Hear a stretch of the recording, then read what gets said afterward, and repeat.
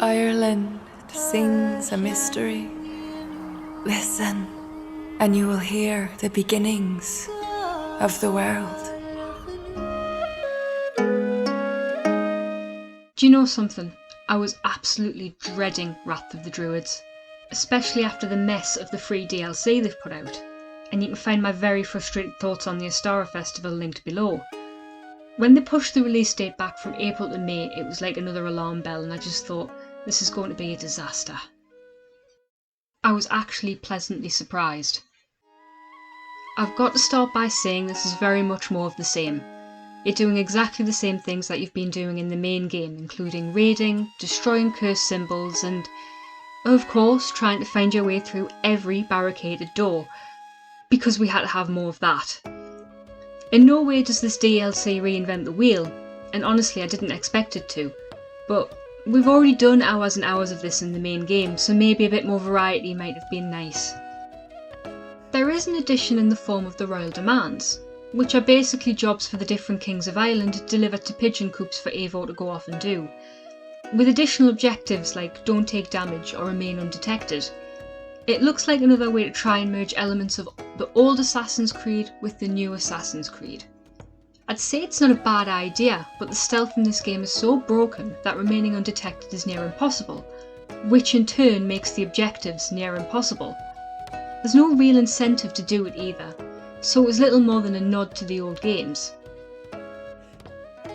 Then there's the Dublin Trade, which is kind of new, but kind of just a rehash of the settlement at Ravensthorpe. There are trade posts throughout Ireland that you claim by clearing out enemies, and then build using resources from raiding. Like I said, it borrows from the settlement mechanics of the main game, but puts a new spin on it. The only real issue I had, other than raiding, because raiding is one thing in this game I hate the most, is the process of reclaiming the trade posts. You don't just go in and fight off all the enemies inside and you're done. You have to clear out the trading post, find a clue to where the deeds to the trading post are, retrieve them, then go back to the trading post and build things. The middle bit of retrieving the deeds really is just padding, and that padding wouldn't be so bad if you retrieved the deeds from a nearby location, but there was at least once I was sent halfway across the map and it was just dragging things out. The one thing missing, funnily enough, are world events. I ignored a large proportion of them in the main game, but they seem like an odd omission, though I do imagine that they require more work than a lot of other activities in the world due to having to think up individual ideas for each of them.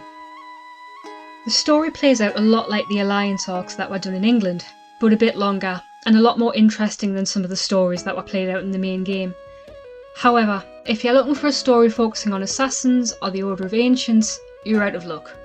Look, it's Assassin's Creed in name only these days, and I'm coming to terms with that.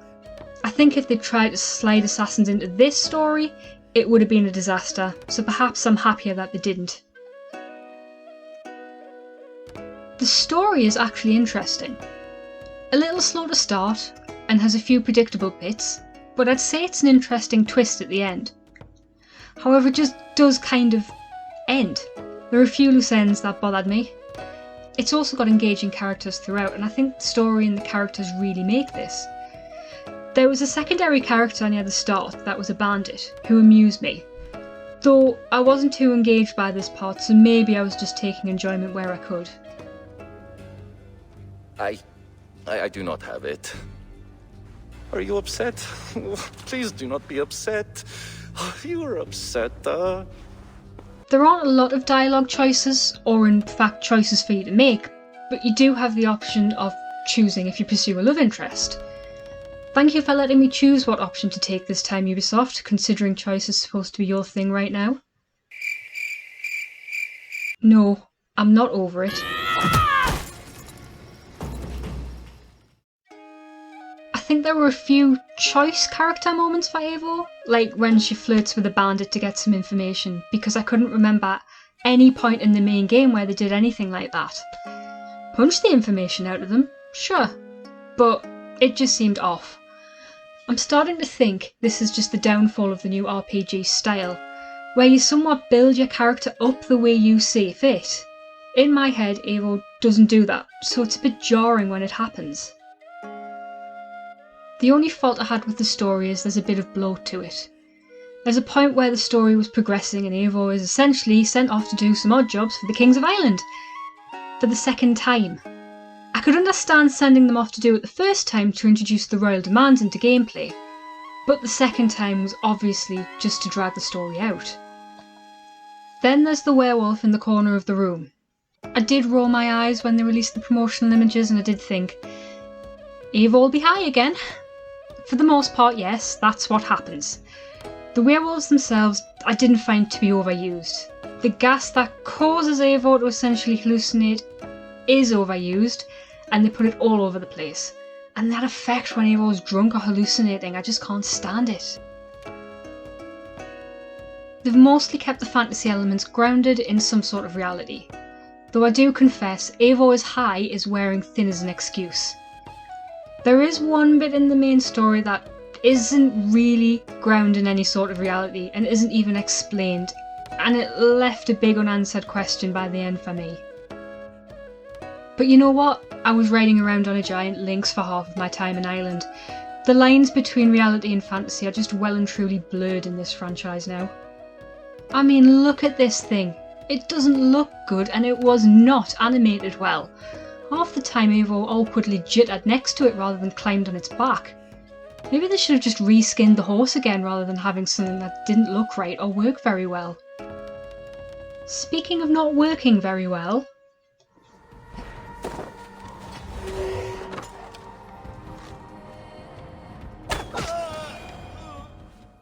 You know what? That wasn't fair. As far as bugs and glitches go, this could have been so much worse. It was more of the same issues as with the rest of the game. Textures don't load. And there were some issues with the audio. There was a point where it just seemed to stop at one point, or I heard sounds for no reason. The biggest problem I noticed was the enemy AI. It just was not working.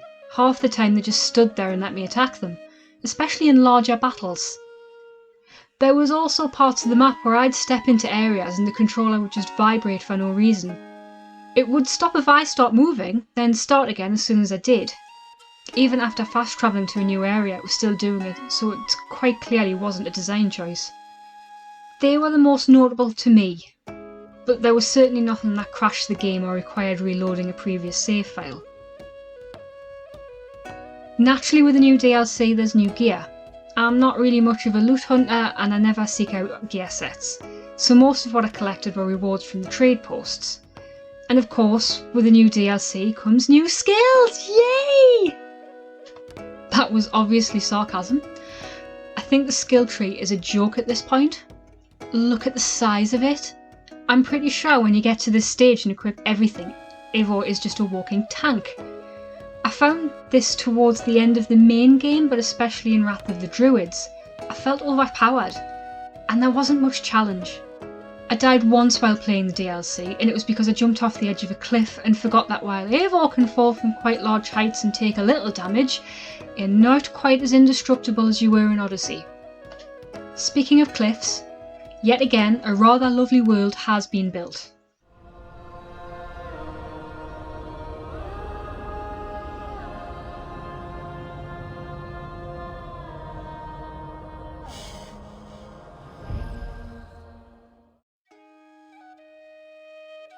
I think in the back of my mind I thought Ireland would just be, well, England all over again. But it really wasn't. It was very unique and different with lots of lovely sights. However, I still think Ubisoft builds maps that are far too big and full of lots of nothing. The lack of world events in Ireland seemed to highlight that even more to me. Towards the start of the story, after first arriving in Dublin, I thought it all seemed dull and empty with a lack of people. But by the end, I think this was a conscious design choice to highlight the changes Dublin goes through as their trading reputation builds. It becomes vibrant with colour and fills with more people. I really hope it was a design choice and not just me imagining things. That being said, I do think there are large parts of the map that had nothing of interest. I even felt like there was a lack of wildlife that would have maybe padded some of the open spaces out a bit. Hands down for me, one of the best things in the DLC is the music. It's beautiful, and I think it does a lot to add to the world they've built and the story they're trying to tell.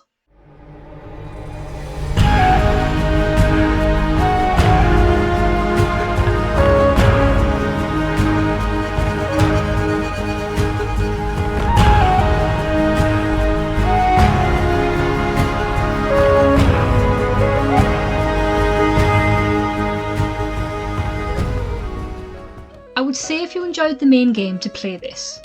If you're like me and only found the main game alright, I'd still say play it, but wait for the price to come down.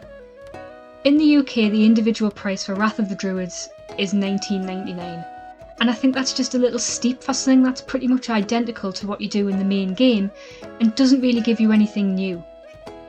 If you're still chasing the Assassin vs Templar story of the old games, I'd steer clear altogether because you're not going to get anything out of this other than a nod to the old games. That won't bother some people, it doesn't bother me, but I know some people it will. I went into this with very low expectations. The free DLC Ubisoft have been pushing up to this point had really disheartened me, and I do maintain I would rather they took more time with them and drop some of them altogether rather than push out something of bad quality. Even on the day of launch when Wrath of the Druids wasn't available for download at the time of release, I just expected the whole thing to be a disaster, with something just being rushed out incomplete and broken like the main game was. I came out of this having actually really enjoyed what I played, and I'm glad I was proved wrong. By no means is it perfect, it has the same pitfalls as the main game, and in my mind is saved by the story, characters and the world that's been built. Here's hoping that the next DLC, The Siege of Paris later this year, can prove to be as positive a release as Wrath of the Druids.